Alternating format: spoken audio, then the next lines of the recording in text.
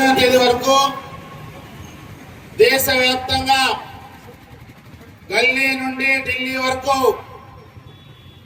CPI శ్రేణులు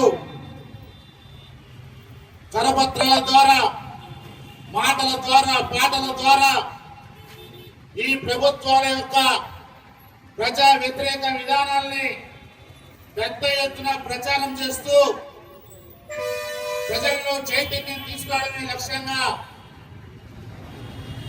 ముందుకు సాగుతా ఉంది.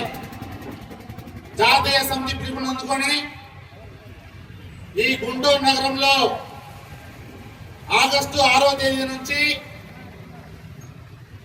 అశోక్ నగర్ లో ప్రారంభమైనటువంటి పాదయాత్రలో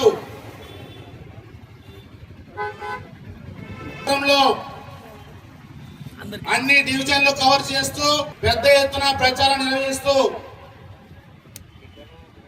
కేంద్ర ప్రభుత్వం, రాష్ట్ర ప్రభుత్వం యొక్క ప్రజా వ్యతిరేక విధానాన్ని ప్రచారం చేస్తూ దాంతో పాటుగా ఈ గుంటూరు నగరంలో స్థానికంగా ప్రజలు ఎదుర్కొన్నటువంటి సమస్యలు ఏవైతే ఉన్నాయో వాటిని మొత్తం కూడా అధ్యయనం చేస్తూ ఈ యొక్క సిపిఐ పాదయాత్రలు కొనసాగడం జరిగింది.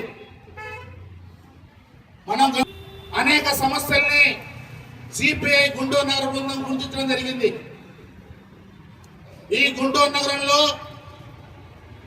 గత 5 సంవత్సరాల్లో 100 కోట్లు వెచ్చించి గుంటూరు నగరంలో రోడ్లు, డ్రైనేజీలు నిర్మించడం జరిగింది.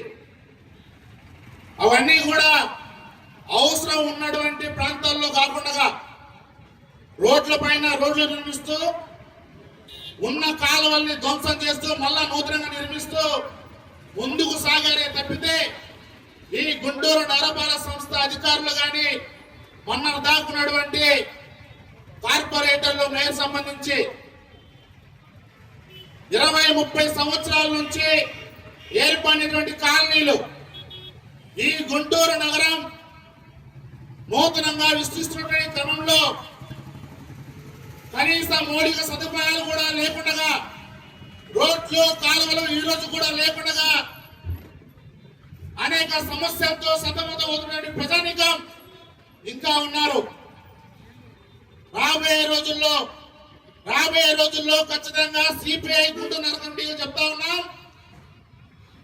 ఈ నగరపాలక సంస్థ అధికారులు కళ్ళు తెరుచుకునే విధంగా ప్రజా ఉద్యమాలు నిర్మించడానికి సిపిఐ ముందుకు సాగుతా ఉందని చెప్పేసి తెలియజేస్తా ఉన్నాం.